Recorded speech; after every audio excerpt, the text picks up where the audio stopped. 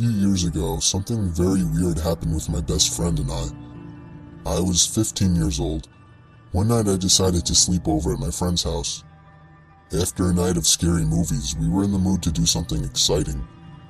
Not far from my friend's house was a demolishing site, a block of houses in a very terrible state that would be demolished the day after tomorrow.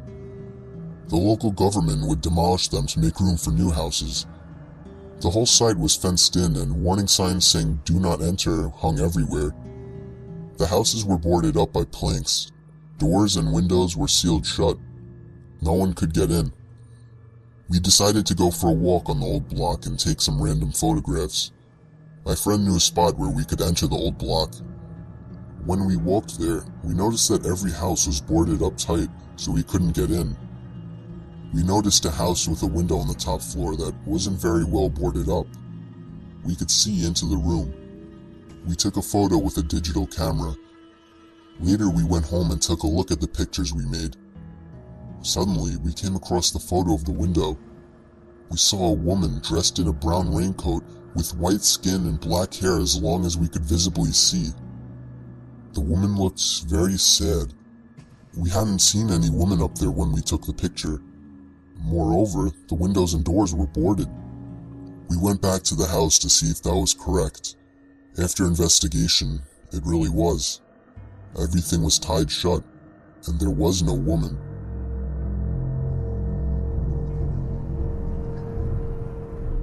This story isn't mine, but rather of my friend from Japan.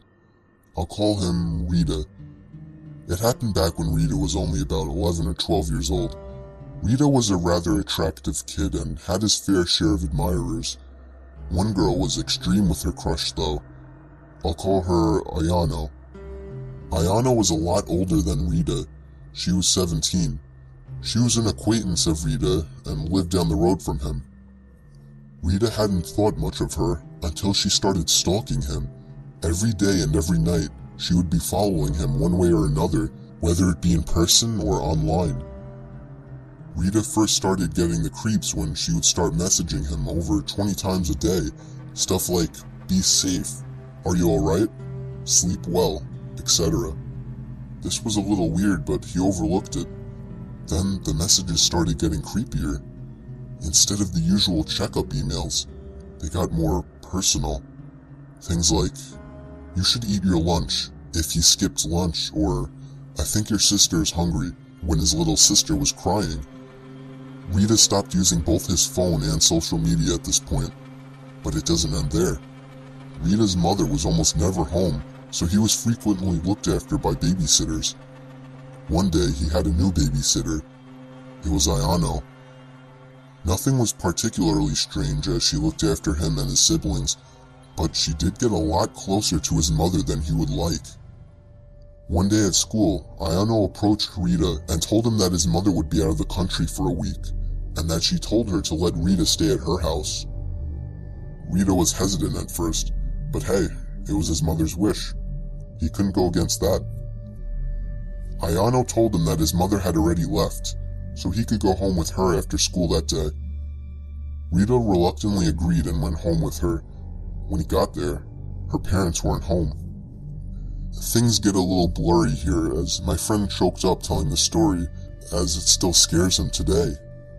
He said Ayano would play weird games with him, stuff like Family, where she insisted she was the wife and he was the husband, as well as things like Cops and Robbers, and games to see who would get scared first, where she would blindfold him and leave him in a silent room for hours on end. It was 5 days into staying at her house, and Ayano had gone to her part-time job. She had left the doors locked and the windows were too high to jump from, so he just stayed in front of the TV, where he saw a chilling news report. It was a missing child report, the missing child being him. Before he had the time to catch the number to call, the TV switched off, and Ayano was standing behind him with the remote in her hand. Rita had freaked out, crying and screaming. Ayano held him, but he managed to wiggle from her grasp just in time to open a window and cry for help. Luckily for him, a couple were walking past, heard his cries and called the police. Within an hour, Police arrived and found him locked in her bedroom with a blindfold and his hands tied. Due to Ayano still being a minor, Rita is unsure of what happened to her. He says he only remembers the police taking her away while his mother was hugging him. He moved to Australia after this and hasn't seen his kidnapper since, but he still cowers at the sound of her name. About 5 years ago, I lived downtown in a major city in the US. I've always been a night person, so I would often find myself bored after my roommate, who was decidedly not a night person, went to sleep. To pass the time, I used to go for long walks and spend the time thinking. I spent 4 years like that, walking alone at night, and never once had a reason to feel afraid. I always used to joke with my roommates that even the drug dealers in the city were polite. But all of that changed in just a few minutes of one evening. It was a Wednesday, somewhere between 1 and 2 in the morning, and I was walking near a police-patrolled park quite a ways from my apartment. It was a quiet night, even for a weeknight, with very little traffic and almost no one on foot. The park, as it was most nights, was completely empty. I went down a short side street in order to loop back down my apartment when I first noticed him. At the far end of the street, on my side, was the silhouette of a man dancing. It was a strange dance, similar to a waltz, but he finished each box with an odd forward stride. I guess you could say he was dance walking, headed straight for me. Deciding he was probably drunk, I stepped as close as I could to the road to give him the majority of the sidewalk to pass me. The closer he got, the more I realized how gracefully he was moving. He was very tall and lanky and wearing an old suit. He danced closer still, until I could make out his face. His eyes were open wide and wild, head tilted back slightly, looking off at the sky. His mouth was formed in a painfully wide cartoon of a smile.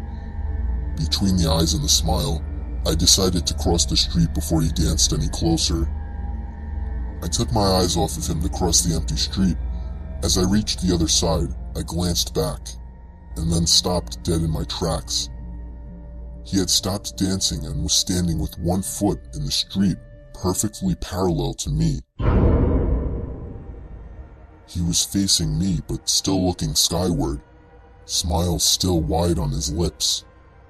I was completely and utterly unnerved by this. I started walking again, but kept my eyes on the man. He didn't move. Once I had put about half a block between us, I turned away from him for a moment to watch the sidewalk in front of me. The street and sidewalk ahead of me were completely empty. Still unnerved, I looked back to where he had been standing to find him gone. For the briefest of moments I felt relieved, until I noticed him. He had crossed the street and was now slightly crouched down. I couldn't tell for sure due to the distance and the shadows, but I was certain he was facing me. I had looked away from him for no more than 10 seconds, so it was clear that he had moved fast. I was so shocked and I stood there for some time, staring at him, and then he started moving toward me again. He took giant, exaggerated tiptoed steps, as if he were a cartoon character sneaking up on someone, except he was moving very, very quickly. I'd like to say at this point that I ran away or pulled out my pepper spray or cell phone or anything at all, but I didn't. I just stood there, completely frozen, as the smiling man crept toward me. And then he stopped again, about a car length away from me, still smiling his smile, still looking to the sky. When I finally found my voice, I blurted out the first thing that came to mind. What I meant to ask was, "What the fuck do you want?" in an angry, commanding tone. What came out was a whimper. What the fuck? Regardless of whether or not humans can smell fear, they can certainly hear it. I heard it in my own voice, and that only made me more afraid. But he didn't react to it at all. He just stood there, smiling. And then, after what felt like forever, he turned around, very slowly, and started dance-walking away. Just like that. Not wanting to turn my back to him again, I just watched him go, until he was far enough away to almost be out of sight. and then I realized something. He wasn't moving away anymore, nor was he dancing. I watched in horror as the distant shape of him got bigger and bigger. He was coming back my way. He was coming back my way, and this time he was running. I ran too. I ran until I was off the side road and back onto a better lit road with sparse traffic. Looking behind me then, he was nowhere to be found. The rest of my way home, I kept glancing over my shoulder, always expecting to see his stupid smile, but he was never there. I lived in that city for 6 months after that, and I never went out for another walk. There was something about his face that always haunted me. He didn't look drunk. He didn't look high. He looked completely and utterly insane.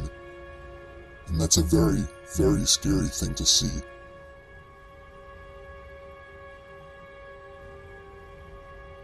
In the mid-80s, my mom was a cleaner in Australia. She would clean houses in suburban areas and would sometimes do houses in rural or wine regions. She would leave business cards at the local shops and got most of her business this way, and some through referrals and word of mouth. One day she got a call from a lady who sounded like she was around 60, asking Mom to clean her old farmhouse. She made a lot of odd demands, and Mom would usually meet clients before taking on new business. In this case, the lady did not want to meet my mom and said she would leave the keys under the front doormat. Mom agreed, mainly because the lady was quite obviously wealthy and was offering to pay Mom substantially more than she would reasonably expect. Mom went to the house on a Monday morning and said she already felt unnerved by the long driveway. The house was essentially in the middle of a very large and very empty property. She found the keys and started cleaning. About an hour into the clean, she hears the back door shut. Mom was told no one would be at the house, so she immediately felt unsafe. She stood frozen in the kitchen for what she said felt like 3 or 4 minutes, although she said it could have been much longer. There was no other car on the property. She wanted to leave immediately, but had 2 rooms left to do. Both were bedrooms. She said as time passed and she heard nothing else, she decided that perhaps it was nothing, or perhaps something had fallen and it wasn't the door after all. She walked up the hallway and stepped into the bedroom. All over the bed were black and white photos. As Mom got closer, she realized that the photos were all of her. Some were taken at our family home, and others were taken at other houses Mom would clean. Some through windows or over fences. She used the house phone to call the police and immediately drove to the end of the driveway. The lady ended up being investigated, but continued to claim that it was a break-in. After some time, the police stopped with their searching and we ended up moving to a new town 4 months later.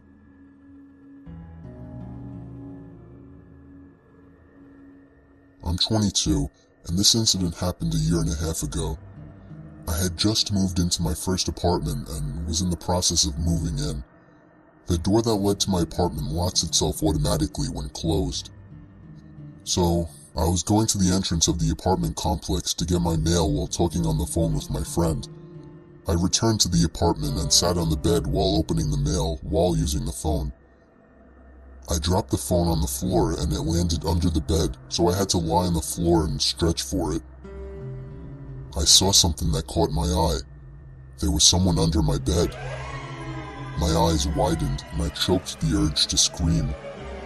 The person under my bed was lying still with his back towards me and his head to his chest, so I couldn't see his face, and he didn't see me.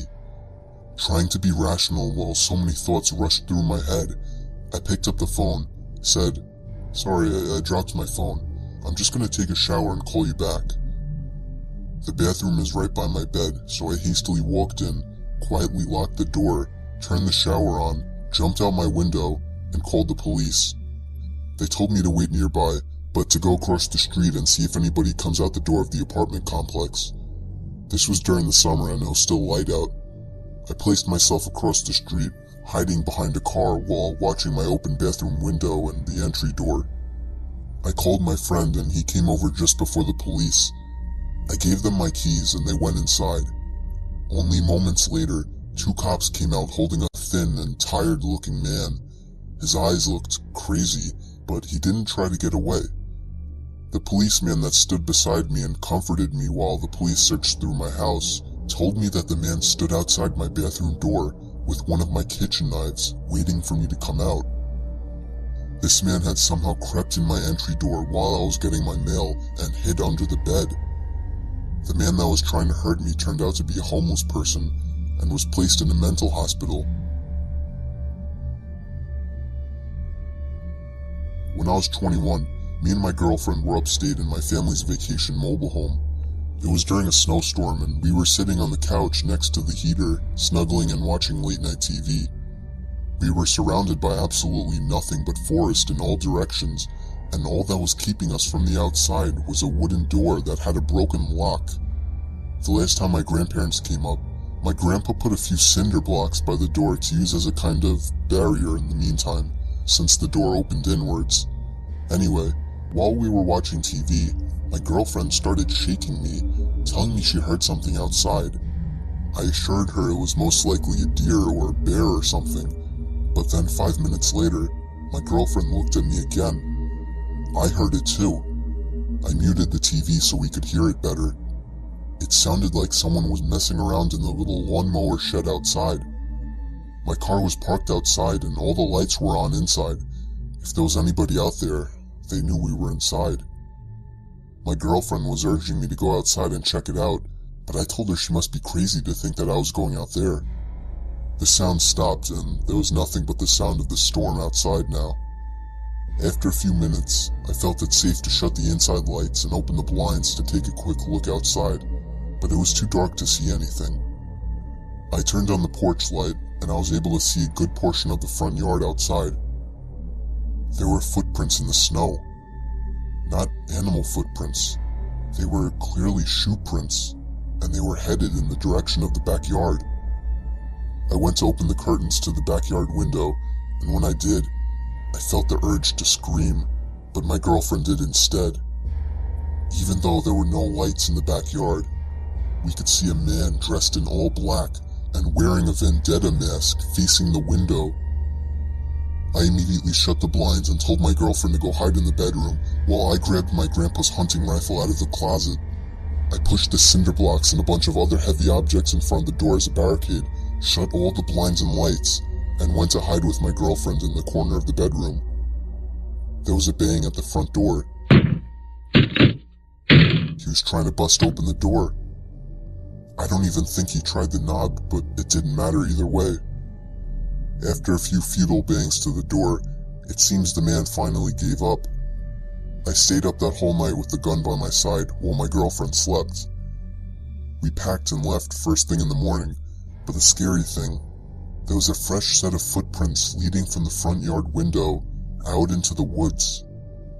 I haven't been up there since, but my grandparents have, and they said that there was no sign of a break-in or anything missing. I don't plan on ever going back up there. Back when my grandma was still alive, I would always walk down the block to her house every day to help with various chores. There was this one day that I walked over to her house the same time I always did and decided to let myself in. I was surprised she left the door unlocked. She was a very paranoid old lady and normally kept everything locked. I saw her bedroom door was opened upstairs, and I heard her opening and closing drawers and cabinets.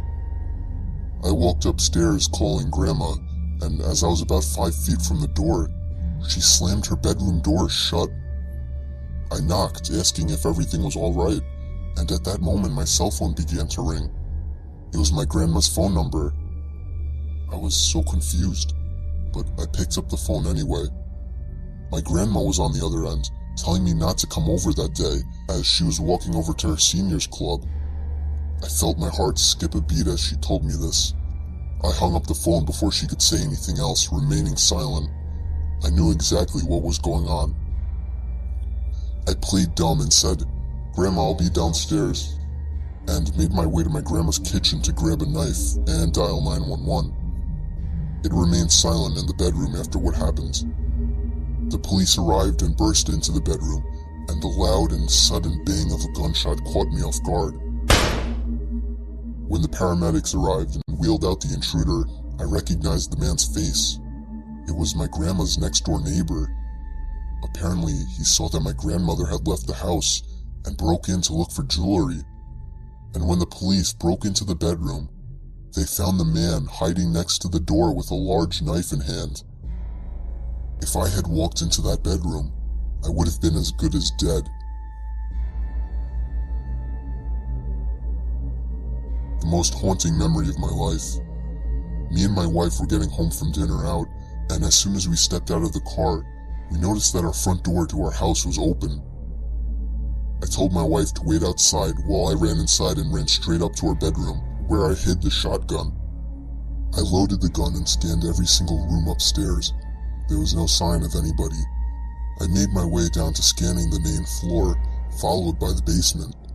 There was no sign of anybody, and there was nothing missing or moved. I called the cops, and when they arrived, I told them what happened, and they began to investigate some rooms upstairs, followed by the basement. Nothing was turned up. They made a case of asking us if we were positive that we shut the door when we left.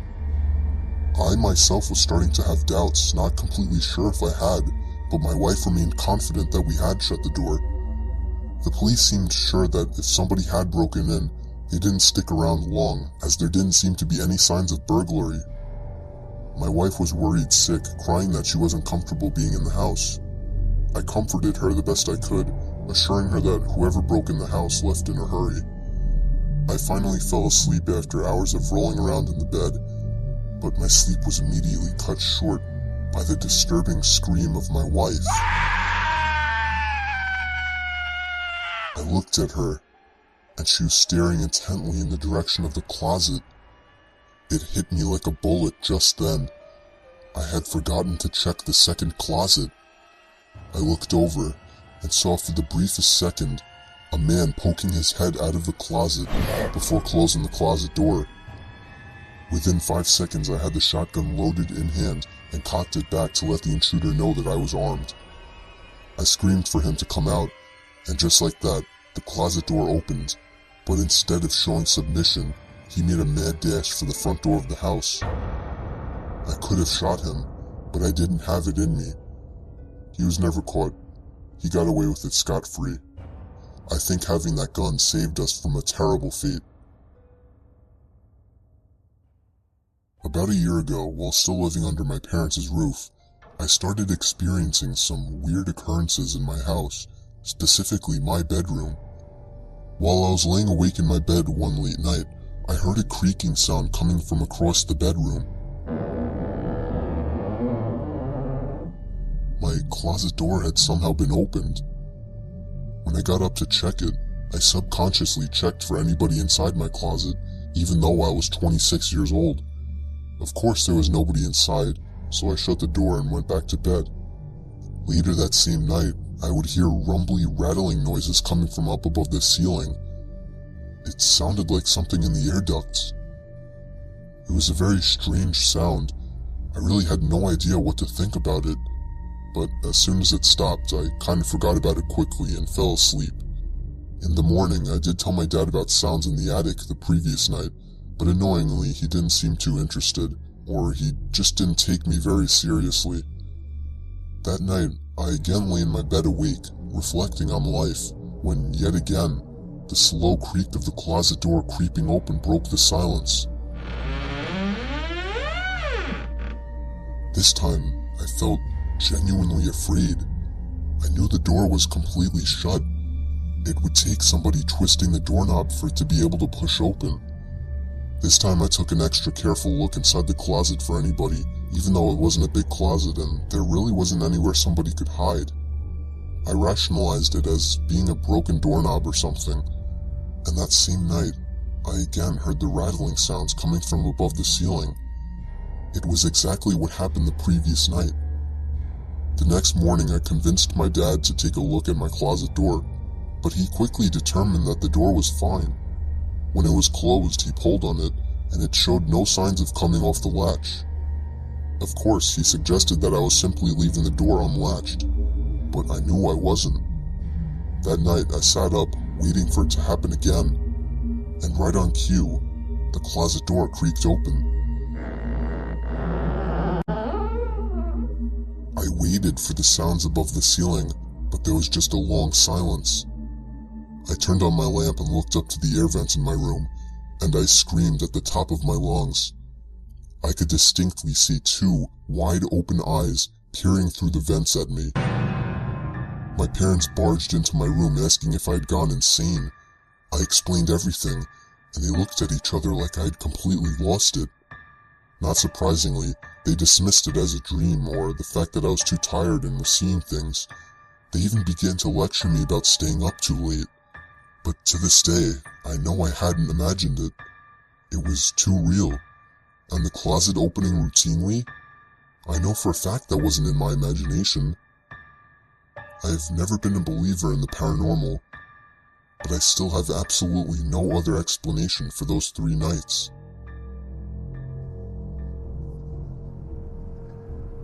I live in the Poconos with my wife and kids. There's a small lake about a quarter mile away from our backyard. I commonly take my kids down there to go swimming. Up until last week, that is. Now, I'm never letting them go down there again. I haven't told anyone about this in fear of sounding crazy. It was last Saturday. We went over to the lake and set up our chairs on the sand.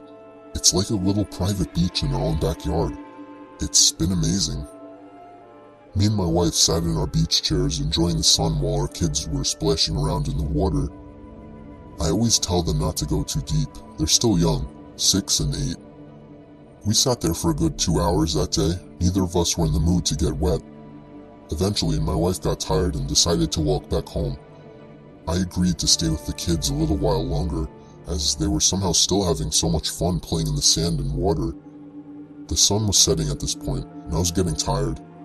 They were going a little too deep, so I called at them to come back closer to the shore. They couldn't hear me apparently, so I stood up and got closer. Before I could call them again, I noticed something in the water.